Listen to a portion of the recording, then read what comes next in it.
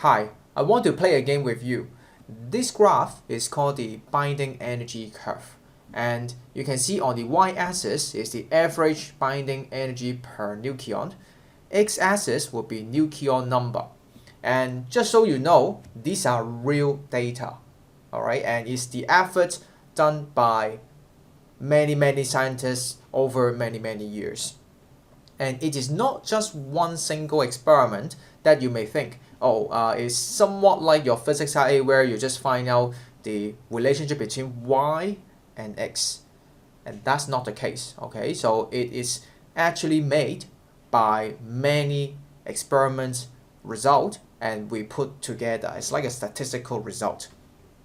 So imagine you are one of the scientists who have come to a conclusion of this graph, and I want to ask you, if I tell you that there are actually 6 features you can tell from the graph here, can you locate all 6 of them? At least try to locate maybe 4 or 5 of them maybe. Try to pause the video and write it down on your piece of paper. A few moments later. Let's start with the beginning of the curve here. So when you look at the beginning, you will see that hydrogen 1 is the only one kind of atom or element that has literally 0 binding energy per nucleon. So this is the first features. So this is the observation we can find from the data. However, I would really want you to think about the physical reason behind.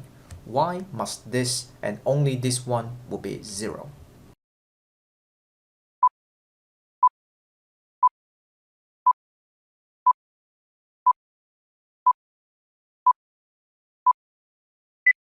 The reason is very simple. You have to recall the binding energy is calculated or defined by E equal to mc squared, while m is being the mass defect.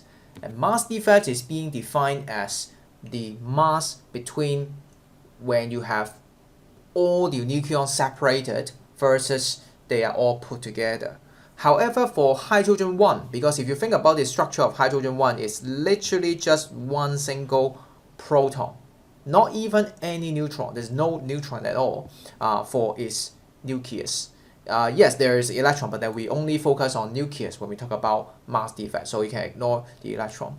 So in this case, since it is a structure, then you literally cannot separate it because it is just one single proton, and therefore the binding energy can only be 0. Features number 2. You can find on the left hand side of the curve here, it increased quite rapidly. Okay, relatively speaking, on the right hand side, you can see it decrease much gently. So these are the features 2 and features 3. And for features 4, you can see there are some spikes at the very beginning. That would include helium-4, carbon-12, and oxygen-16. At the top, you can see that there must be a peak, because overall, if you try to look at the trend except those spikes, you find this curve is a bit like this basically. So there must be a peak, that means the highest point in this curve. And if you try to look closer, it should either be the iron 56 or Ni nickel 62. And when I try to search on other references, I find on hyperphysics saying that nickel should be the one that is literally the highest among all different nucleus that we have experimented on. Last one, features number 6. This is probably the one that you haven't found, and when I told you this, you probably will boo me because that's how I felt as well. So the last one is saying you may find for most of the elements or atom here, they are between 9 to 7 mega eV for binding energy per nucleon. There is a physical explanation behind it, but since it is not expected in IB physics, then I'm just putting down here as a screen capture. You may refer to it and search more on the internet. Think about this. There are two kinds of nuclear reaction. One, as you know, is called the nuclear fission. The other one is called nuclear fusion. And in fact, no matter which way you are going to do, you will have an equation, and for that equation, you must have something to conserve. Well, it would not be mass anymore, as you know. Using the equation E equal mc squared, the mass would be different, and that's why we find the mass defect and plug in the equation to find the binding energy. Something will need to be conserved will be the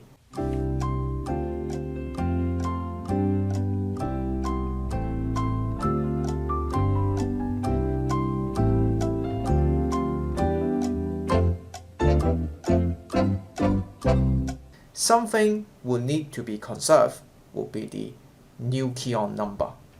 Because this is simply what happened if you try to check the equation that, for example, here you have got 1 and 235, so 236 in total, and that's why when you turn into another uranium is 236, and then after the nuclear reaction with this daughter nucleus, you find all these add together is still remain as 236 in total. And same for the nuclear fusion, that here you see 2 and 2 become 3 and 1, so remaining to be 4 always in total. And so that is why it's very important to look into the binding energy per nucleon, because nucleon number is always the same. And so what matters the most is how much each nucleon will give you the binding energy. So for example, again, if you always have 236 nucleons in total, no matter before or after the nuclear reaction, it's more about these 236 nucleons and these 236 of nucleons, which one will give you more binding energy. Of course, normally when we try to perform a nuclear reaction, we want to release the energy in it. We want to get more energy, obviously. And so we definitely want to have more binding energy on the right hand side. So that is to say, just now when we have uranium, it becomes something like this, right?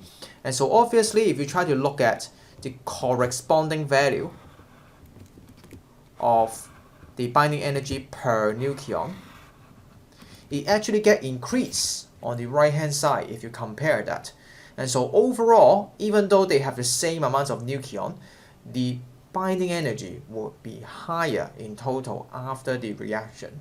And that's how nuclear fission is a way to help you to get more energy.